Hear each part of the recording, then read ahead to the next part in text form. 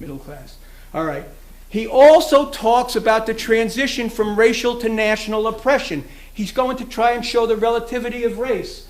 So he talks about how the British West Indies and Ireland, in the British West Indies, they try and implement the same system that they try and do down in Virginia, but it doesn't work because of those demographics and because it's a small area and the plantations and small growers can't compete with the plantations. There's no room, right? So, and in both cases, in both the British West Indies and Ireland, the colonial ruling elite, faced with a combination of insurrectionary pressures, resolved this situation by the decision to recruit elements of the oppressed group. That's what we see in the Anglo-Caribbean. We're not yet sure. And that's what we see in Ireland, right?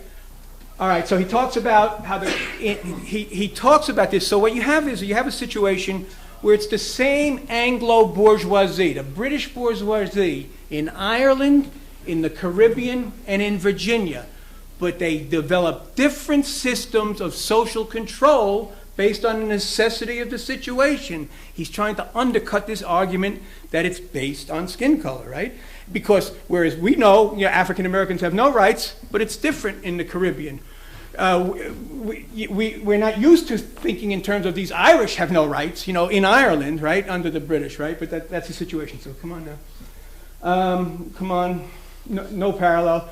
So this is the major difference that he elaborates then: national oppression, racial oppression. This is what we talked about. Harrison, McKay, Garvey, they're all coming from this situation of national oppression, where they're not used to this virulent white supremacy that they encounter in the U.S. Show on next slide.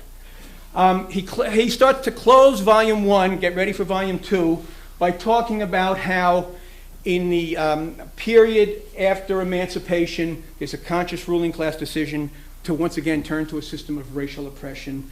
And what he talks about is key, how they set up the white privilege systems in key things, in the land policy, the immigration policy, and industrial employment. One more, Sean.